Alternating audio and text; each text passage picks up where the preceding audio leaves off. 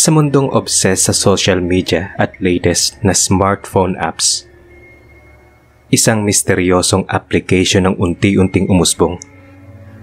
Isang malaking misteryo kung sino ang nasa likod nito. Walang nakakaalam ng identities ng developers ng nasabing app. Pero isa lang ang sigurado. Ginagamit nila ang obsesyon ng mga tao sa teknolohiya upang makapaghasik ng lagim. Mga kabataan ang unang nakadiscover ng tinatawag na Solfie app. Kakaiba ang feature ng nasabing application. Kapag nag-selfie ka gamit ang camera ng app na to, kaya nitong basahin ang buong pagkatao mo. Ililista nito ang karakter mo bilang isang tao. Kung anong iyong ugali, ano ang pangarap mo, at pati na rin ang iyong inner desires at guilty pleasures. Tinatawag nila itong soul profile. Hindi makakalimutan ni Rick ang araw na inintroduce ng kaibigan niyang si Leo ang Solfie app. Sa umpisa ay hindi niya ito masyadong siniseryoso. Napaka-imposible kasing maging accurate ang sinasabi nitong soul profile. Walang kahit na anong teknolohiya ang makakakilala sa isang tao ng buo. Kahit pag gaano ka-advance ang teknolohiya, hindi pa rin ito malalagpasan ng Diyos. Pero dahil gusto niyang sakyan ang trip ng kaibigan, nag-install siya ng application. Pareho silang call center agents at saktong nagkasabay sila ng break. Around 2 AM nun. Pareho silang nagyoyosi sa smoking area na nasa likod ng building. Dahil wala naman silang ginagawa nun aside sa paninigarilyo, nag-decide si Rick na buksan ang application at subukan ito. Hindi siya nahirapang mag-create ng account dahil pwedeng mag-register gamit ang email address niya. Sa loob lang ng 1 minuto, registered na siya sa Solfie app. Kulay gray ang buong application. Nasa pinakataas ang logo. Makikita sa upper right side ang kanyang profile. At nasa pinakagitna ay makikita mo ang malaking logo ng camera.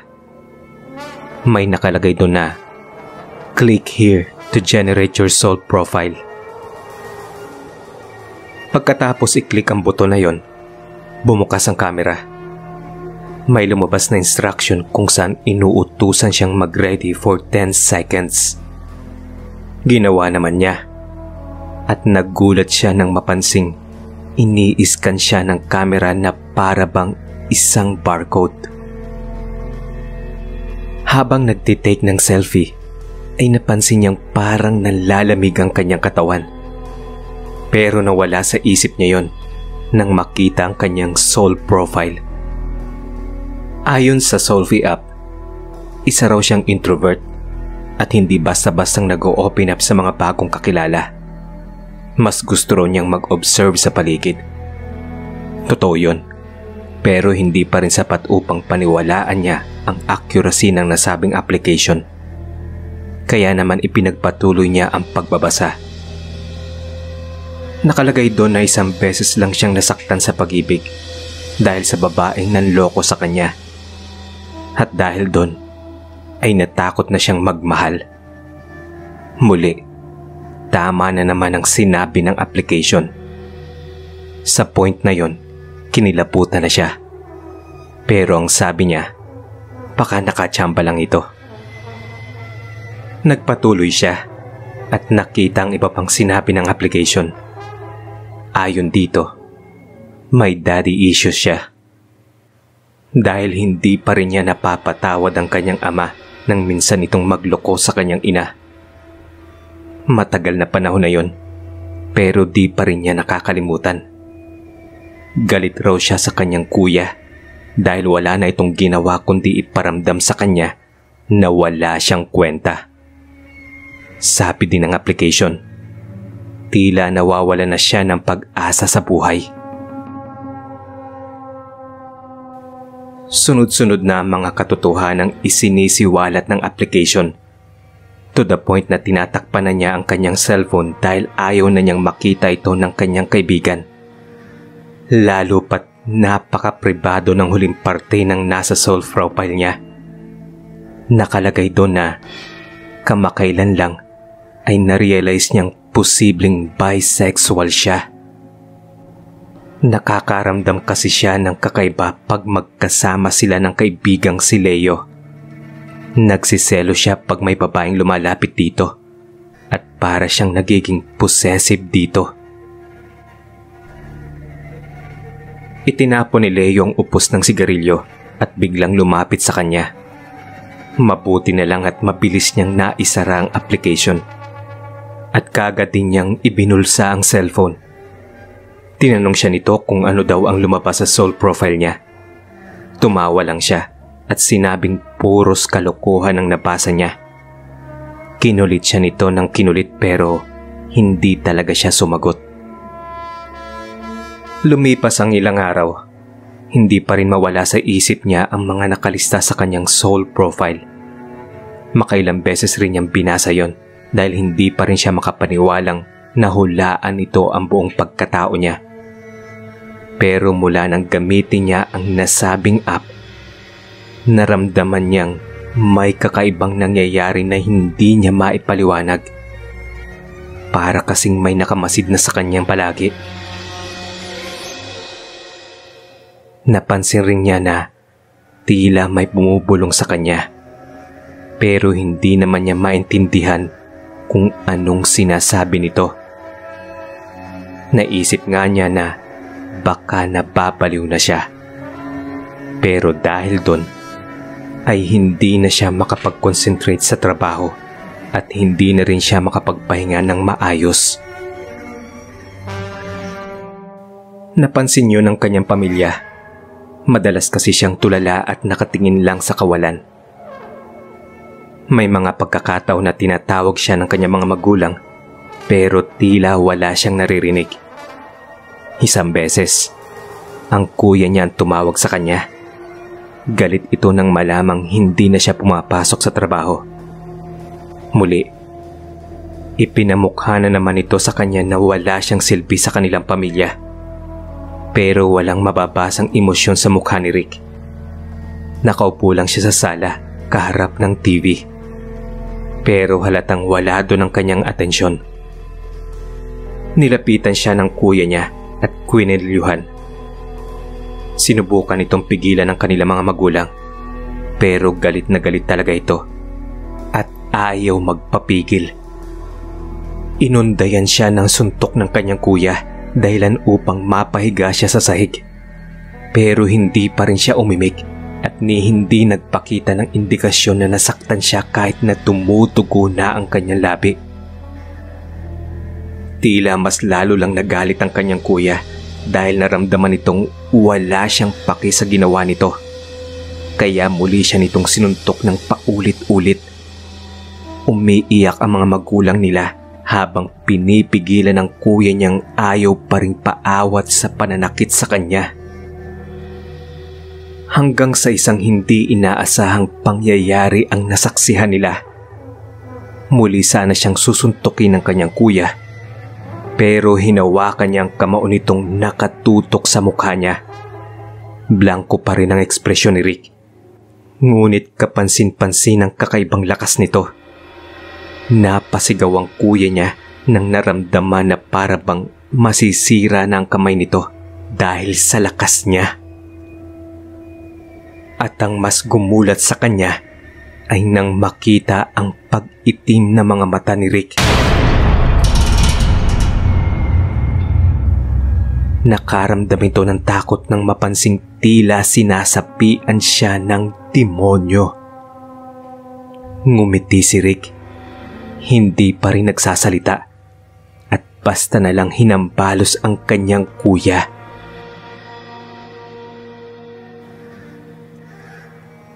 Naospital ang kanyang kuya dahil sa pangyayaring yon.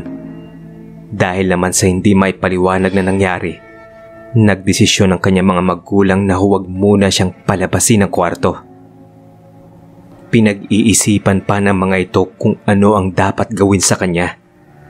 Pero habang wala pa silang naiisip na solusyon, mas mabuti raw na nasa kwarto lang siya upang hindi makapanakit. Sa loob ng ilang araw na nakakulong si Rick sa kwarto, wala siyang ibang ginawa kundi kumuha ng selfie gamit ang Soulfie app. Paulit-ulit niyang binabasa ang kanyang soul profile. Habang tumatagal ay humahaba rin ang listahan doon. Nakalagay doon na gusto niyang tuluyan ng mamatay ang kanyang kuya dahil napakataas ng tingin nito sa sarili. Nasa listahan rin na gusto na niyang tapusin ang sariling buhay dahil pakiramdam niya'y wala siyang kwentang tao. Isang gabi, nakaharap siya sa salamin nang makita ang isang malaking anino na nakatayo sa kanyang likuran. Kinilabutan siya nang mapansing hinahawakan nitong kanyang balikat at may ibinubulong sa kanya. Hindi niya maintindihan ang lengguaheng ginagamit nito.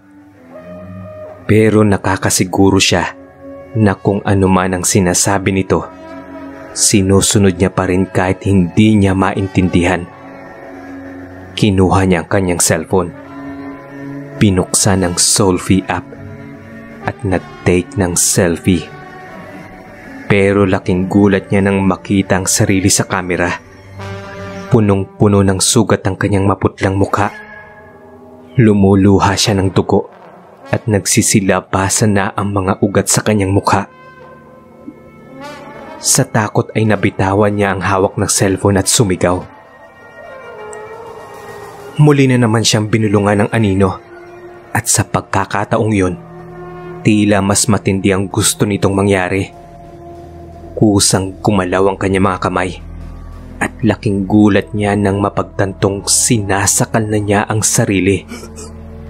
Nahihirapan na siyang huminga pero pahigpit naman ang pahigpit ang pagkakasakal niya sa kanyang sarili. Nagsilabasan rin ang napakaraming ugat sa kanyang mukha. Pumuputla na siya at nakikita ang kanyang mga ugat. Kalaunan ay lumuluha na rin siya ng dugo. Tila ba nangyari na ang nakita niya sa Soulfie app camera kanina? Sinubukan niyang labanan ang kung anumang madilim na puwersang kumukontrol sa kanya. Pero hindi siya nagtagumpay. Huli niyang nakita ay ang malaking anino na nakatayo na sa kanyang harapan. Hawak nito ang kanyang cellphone at bigla na lang itong nagliyab. Nakarinig siya ng isang nakakapanghilakbot na halakhak. At nakasisiguro siya kung ano ito. Tawa ng demonyo. Hindi niya alam kung ano talaga ang misteryo sa likod ng Soulfie app. Pero isang bagay lang ang sigurado siya. Gawa ito ng demonyo. Tuluyan na siyang binawiin ng buhay. Natagpuan na lang siya ng kanyang mga magulang na nakahandusay sa sahig. At kapansin-pansin ang kanyang sunog na cellphone na nasa ibabaw ng kanyang bangkay. Kumalat rin ang balita na pati ang kanyang kaibigang si Leo ay natagpo ang patay sa loob ng kotse nito. Lumuwa daw ang mga mata ng binata, labas ang dila at punong-puno ng pasa at sugat ang katawan.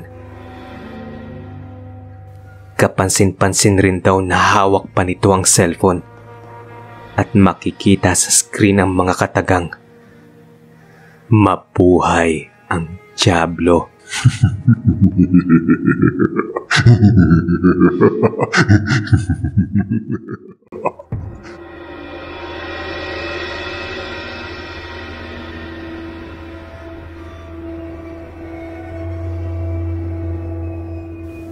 Bukod kay Rick, marami pang ibang naging biktima ang bagong usbong na smartphone application na kung tawagin ay Soulfie app. Isa na dito ang 16 years old na si Vanessa. Nagmula sa isang broken family ang dalaga. Naghiwalay ang kanyang parents dahil sa pambababae ng kanyang ama. Kasama niya sa bahay ang kanyang ina na mayroong mas batang kasintahan. Hindi sila magkasundo dahil minsan ay parang mas matured pa siyang mag-isip kaysa dito. Maaga kasing nabuntis ang kanyang ina dahilan upang hindi nito ma-enjoy ang kabataan. Ayaw na ayaw niya sa boyfriend nito dahil sa tingin niya ay pinagkakapirahan lang nito ang ina niya. Pero ayaw naman siya nitong pakinggan dahil bulag na ito sa pag-ibig. Upang labanan ang nararamdamang guilt sa mga kasalanang nagawa, sinubukan namang bumawi ng kanyang ama sa pamamagitan ng pera at material na bagay. Dahil nag-iisang anak ng kanyang mga magulang, wala siyang kahati sa mga pera at gifts na ibinibigay ng mga ito. Ngunit gayunpaman, hindi pa rin sapat ang mga bagay na ito upang punan ang kanyang pangungulila sa isang kumpletong pamilya. Ngunit dahil sa social media, nakaramdam si Vanessa ng love at appreciation mula sa mga taong hindi naman talaga niya personal na kilala.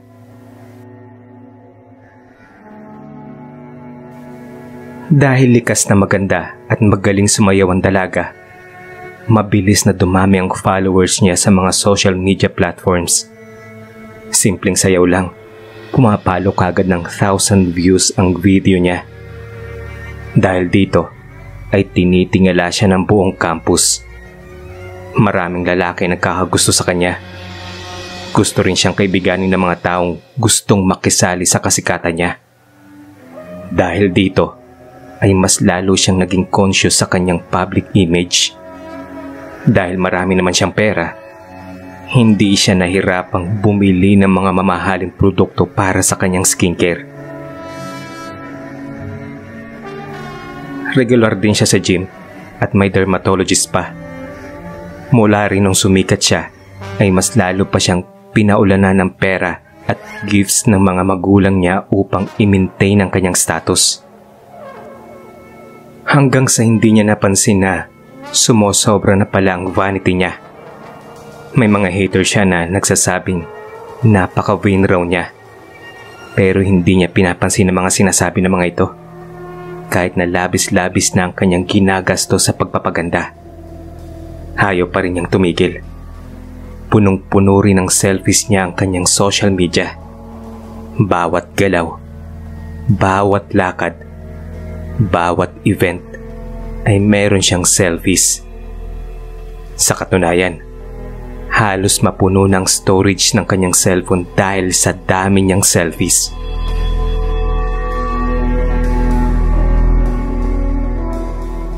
Isang araw, nakatanggap siya ng anonymous email at tinawag siya nito bilang Selfie Princess. Ayon sa sender, may bago raw silang inilaunch na selfie application with a twist. Nakalagay doon ang features ng nasabing app. Kasama na doon ang selfie profile, kung saan sa isang selfie lang, i-generate ng application ang characteristics at deepest desires mo. Nais ng app developer na makipag-collaborate sa kanya. Marami siyang followers eh.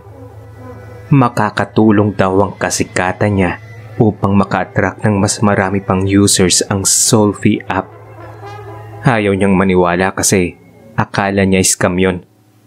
Pero halos araw-araw siyang nakakatanggap ng follow-up email mula sa app developer. Nasilaw rin siya sa offer nitong 50,000 sa unang video pa lang daw na gagawin niya upang i-endorso ang application. Posible pa raw yung lumaki sa mga susunod na videos na gagawin niya. Kaya naman naisip niyang tanggapin na ang offer nito. Bilang unang step, kailangan niya munang i-download ang application at gumawa ng sample video para i-approve ng developer.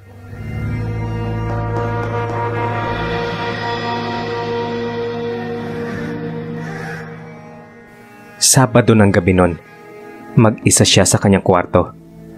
Naisip niyang gumawa na ng content. Kinuha niya ang professional camera na iniregalo ng kanyang ama noong last birthday niya. Nakasetup na rin ang lights. Nakapag-makeup na rin siya. at kapisado na rin niya ang kanyang script na siya mismo ang gumawa. Humarap siya sa camera at inintroduce ang Solfie app. Ibinida niya ang soul profile feature ng nasabing app at upang patunayan ang accuracy nito, kukuhanan niya ng video ang sarili habang ginagamit ang app. Binuksan niya ang camera feature ng app at in-steady yun for 10 seconds. Napaka-weird. Tila ba isang barcode ang kanyang muka at in-scan ng camera. At laking gulat niya nang mabilis na nag-generate ang kanyang soul profile. Nakalagay doon na galit siya sa ginawa ng kanyang ama dahil itong dahilan ng pagkasira ng pamilya nila. Nabasa rin niya na ayaw niya kay Ram, ang boyfriend ng ina niya, dahil bukod sa mukhang pera ito, napapansin niyang malagkit ang titig nito sa kanya. Parang nasa panganib siya pagkasama ito. Nakalagay rin doon na nangungulila siya sa tunay na pagmamahal ng mga magulang dahil hindi sapat ang mga material na bagay upang maging masaya siya. Pero ang pinakakumuha ng atensyon niya ay ang pagtawag nito sa kanyang vein. Para sa kanya raw, ang pisikal na kaanyuan ang pinakamahalagang bagay sa buong mundo. Inis na binagsak niya ang kanyang cellphone at mabilis na pinatay ang camera. Hindi na niya itutuloy ang ginagawang video.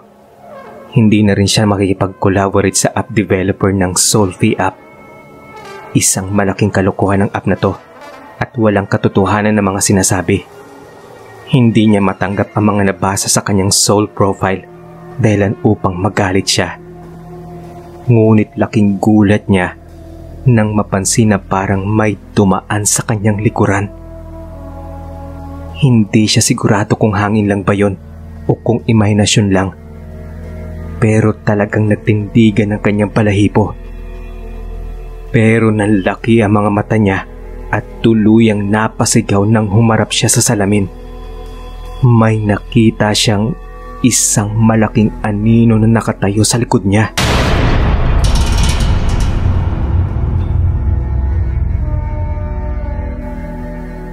Mabilis siyang tumakbo palabas ng kwarto. Bumaba siya sa sala at naputang mag-isang nanonood ng TV si Ram. May pinuntahan daw na kaibigan ng mama niya at late na makakauwi. Napansin nito na parang natatakot siya, pero sinabi niya na okay lang siya. Bahagya itong ngumiti at inaya siyang umupo sa tabi nito. Hindi niya ito pinansin, pero nagalit na siya nang sabihin nitong huwag na siyang mag-inarte. Matagal na daw nitong napapansin ang malakit niyang titig dito. Dahil wala naman ang mama niya, gusto raw siya nitong pagbigyan. Tutal ay wala namang ibang makakaalam. Galit niyang hinarap ang lalaki. Pero bago pa man niya magawang ibukas ang kanyang bibig upang magmura, bigla siyang na-freeze na tila isang estatwa. Nagulat si Ram at nagtaka kung anong nangyayari sa kanya. Nilapitan siya nito at sinuri kung ano ang nangyayari sa kanya. Ilang beses siya nitong tinanong kung okay lang siya, pero hindi pa rin siya sumasagot o gumagalaw. Hanggang sa napansin nitong nagkulay itim ang mga mata niya. Nakita rin nitong isang malaking anino na nakayakap sa kanya. Napatras si Ram at malakas na sumigaw. Kasabay ng sigaw nito ay ang pagdilim ng paligid.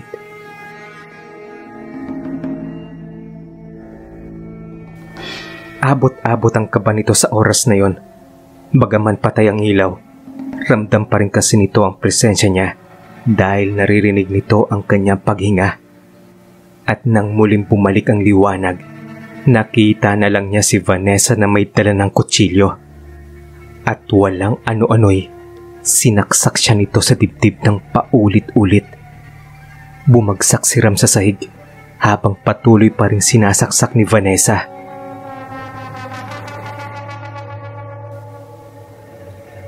Nang tuluyan ng mabunutan ng hininga si Ram, ay sakalang bumalik sa katinuan si Vanessa. Binagsak niya ang kutsilyo habang sumisigaw at umiiyak ng sobrang lakas. Hindi siya makapaniwala na nagawa niya ang bagay na yon. Napansin niyang nag-vibrate ang kanyang cellphone na nasa loob ng bulsa niya. Nagtaka siya. Dahil sa kanyang pagkakaalala, ibinagsak niya yung kanina sa kwarto. Paanong nakaabot sa bulsa niya ang kanyang cellphone? Pero kinuha pa rin niya ito at binuksan. Napasigaw na naman siya nang makita doon ang napakarami niyang selfies. Pero sa lahat na yon, itim ang kanyang mga mata at nasa likuran niya ang itim na anino. Nabitawan na naman niya ang cellphone nang bigla iyong nagliyab. Nang mabitawad niya iyon, ay muli na naman siyang nawala sa sarili. Tila hindi niya nakontrolado ang isip.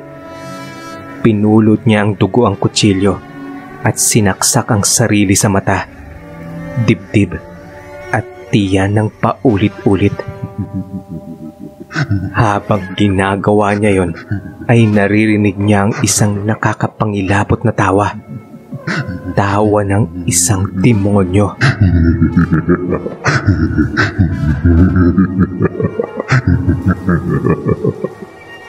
Nagmamadali namang umuwi ang kanyang inang si Emma. Ngunit huli na nang dumating ito. Pagkabukas pa lang nito ng pintuan, naabutan na lang nito na parehong walang buhay ang nobyo at ang anak na si Vanessa. May natanggap pala itong anonymous message na may lamang litrato.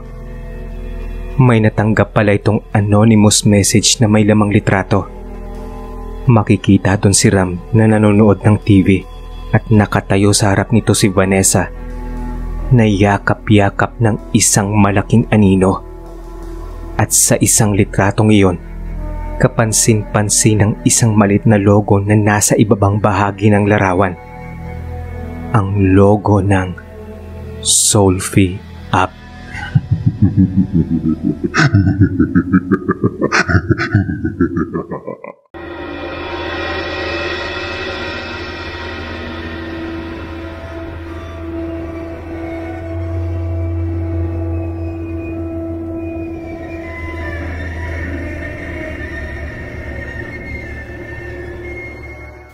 Bilang isang baguhang news reporter, mahalaga para kay Fred ang makakuha ng isang magandang scope na magugustuhan ng boses niya. Nagtapos siya bilang isang magna cum laude sa college. Mataas ang kanyang grades at napakarami niyang achievements nung estudyante pa lang siya. Pero hindi niya maintindihan kung bakit nauungusan pa siya ng kabatch niyang si Nelson. Di hamak namang mas matalino naman siya dito at mas kilala sa university nila. Tahimik lang din ito sa klase nila noon at hindi rin kalakihan ng grades. Pero mas marami itong nakukuhang magandang scopes kaysa sa kanya. Puring-puri ito ng boses nila at sa katunayan, mas nauna pa itong magkaroon ng full-length documentary. Ayaw man niyang aminin, pero alam niya sa kanyang sarili na naiinggit siya dito. Pakiramdam kasi niya ay napaka-effortless nito sa mga achievements na nakukuha. Napansin niyang updated si Nelson sa mga latest trends. Sa katunayan, bago pa man sumikat ang isang bagay, nakukuha na nito ang istorya nun at nagagawang interesting scoop. Magaling makiramdam si Nelson at kaya nitong tingnan ng mabuti ang potensyal ng isang bagay. Sinubukan niyang gayahin ang style nito ng pagre-research, pero kahit anong gawin niya, hindi pa rin siya makakuha ng scoops na kasing ganda ng mga nakukuha nito. Frustrated na siya sa puntong yun. Hindi kasi pabor ang parents niya sa kanyang napiling field, pero nagpumilit siya doon. Kailangan niyang patunayan sa mga ito na hindi siya nagkamali sa desisyon niya, kaya dapat siyang maging successful news reporter kahit na anong mangyari.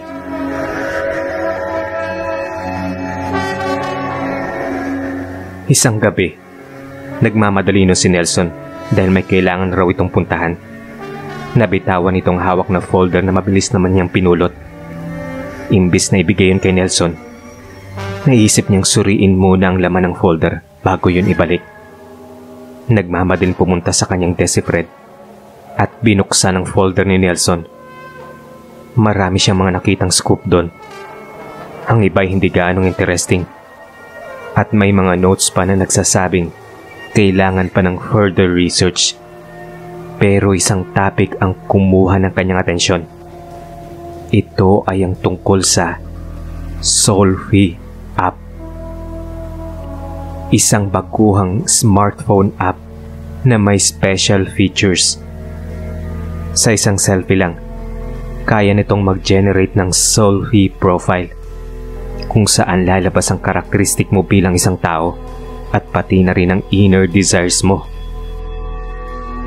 May na-interview na si Nelson na ilang mga users nito at ayon sa kanila, nakaramdam daw sila ng kakaiba mula nung ginamit nila ang Solvie app. Para daw kasing may aninong sumusunod sa kanila. Para bang laging may nakatingin sa bawat galaw nila. Isang ina rin ang gumawa ng video tungkol sa pagkamatay ng boyfriend nito at ng anak nitong isang social media influencer dahil sa Solvie app. Kinuhanan ni Fred ng litrato ang lahat ng parte ng papel na kailangan niya. Pagkatapos ay muli niyang isinara ang folder at itinext si Nelson para sabihing nahulog nito ang folder at iiwanan na lang niya sa front desk. Hindi nito pwedeng malaman na kokopyahin niya ang scoop nito. Pero bagong lahat, kailangan niya munang magsagawa ng sarili niyang research.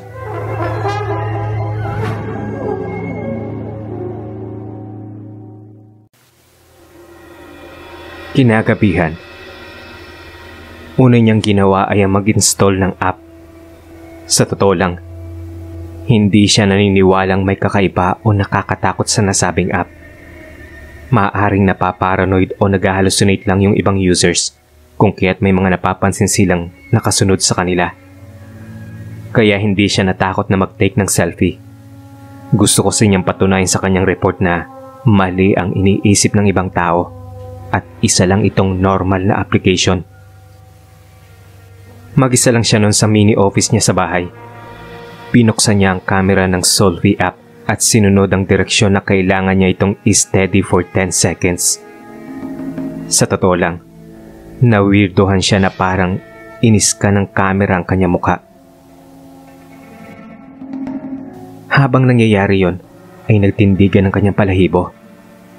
Bumigat ang kanyang pakiramdam na parabang may nakahawak na mabigat na bagay sa kanyang likod.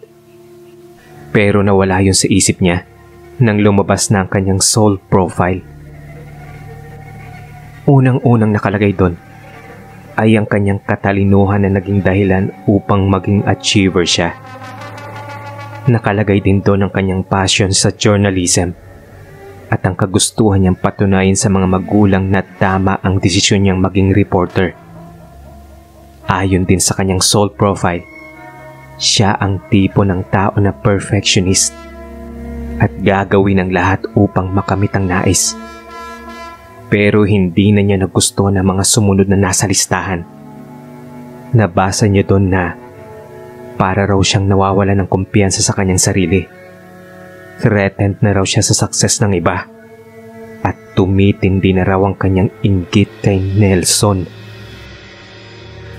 Hindi daw niya maamin sa sarili na bagaman mas matalino siya, mas magaling at mas maabilidad naman ito. Pinatay na niya ang kanyang cellphone dahil hindi niya na nagustuhan ang mga nabasa. Nainis siya kasi kahit i-deny man niya, alam niya sa kanyang sarili na totoo ang sinasabi ng app. Nawawala na nga siya ng kumpiyansa sa sarili at nilalamon na siya ng inggit. Hindi naman siya ganun dati. Hindi siya nagkaroon ng pagkakataong mainggit noon dahil palagi siyang nasa taas. Pero ngayon, pakiramdam niya ay wala siyang binatbat kay Nelson. Naputol ang kanyang iniisip na makatanggap ng video call request mula kay Nelson. Nagtaka siya dahil bukod sa malalim ng gabi, Hindi naman silang ganong ka-close para mag-video call ito. Hindi niya ito sinagot nung unang beses. Pero dahil paulit-ulit itong tumatawag, naisipan niyang sagutin na ang tawag. Ngunit iyon ang bagay na labis niyang pinagsisihan. Laking gulat niya nang pumungad sa kanya ang sarili niyang mukha. Para siyang nakaharap sa salamin, pero nakakapanghilakbot ang itsura niya. Kulay itim ang kanyang mga mata at lumuluha siya ng dugo. Nagtapang-tapangan siya at sinabi kay Nelson na hindi yun magandang biro. Naisip kasi niya na bagong filter ang ginagamit nito o baka isa na namang app feature na na-discover nito. Pero hindi nagsalita ang lalaking kamukha niya. Nakatitig lang ito sa camera na tila pa wala sa sarili. Habang tumatagal ay mas lalo nang hindi mapakali si Fred sa nangyayari. Kaya pinutol na niya ang video call at pinatay ang cellphone. Matutulog na sana siya nang bigla na naman itong mag-vibrate kahit naka-turn off ito. Dito na mas na-realize ni Fred na hindi na pangkaraniwan ang nangyayari. Automatic kung bumukas ang TV sa kanyang kwarto dahilan upang kilabutan siya. Makikita sa screen ang isang madilim na silid. Hanggang sa may dumating na lalaking nakayuko at may suot na hoodie jacket. Naririnig niya ang mabilis nitong paghinga na mas lalong dumagdag sa kilabot niya. Dahan-dahang umangat ang ulo ng lalaki. At muli na naman niyang nakita ang kanyang mukha na itim ang mata at lumuluha ng dugo.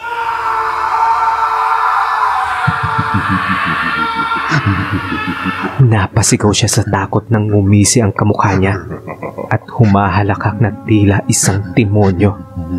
May inilabas itong kutsilyo at unti-unting hiniwa ang leeg.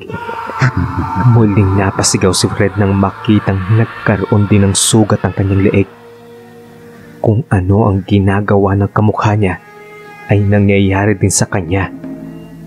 Ilang beses siyang sumigaw at nagmakaawa na tumigil na ito. Pero walang nangyari. Hanggang sa paulit-ulit nitong sinaksak ang dibdib.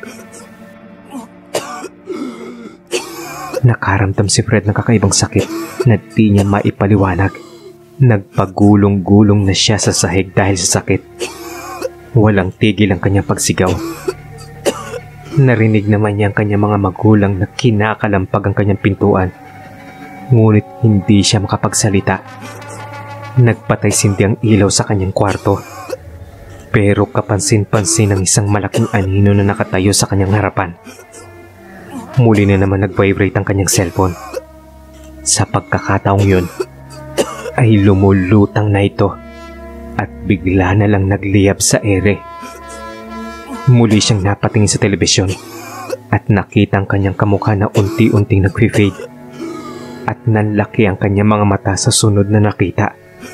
Nakaupo si Fred, umiiyak at nagmamakaawa habang duguan.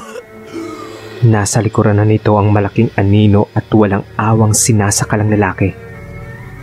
Habang nangyayari yon ay nahihirapan na ring huminga si Fred. Alam niyang ito na ang katapusan niya at wala na siyang magagawa pa upang pigilan ito. Nagkulay itim ang screen at bago siya tuluyang mabunutan ng hininga, muli niyang nakita ang logo ng Solfi app na sinabayan ng malakas na tawa ng demonyo.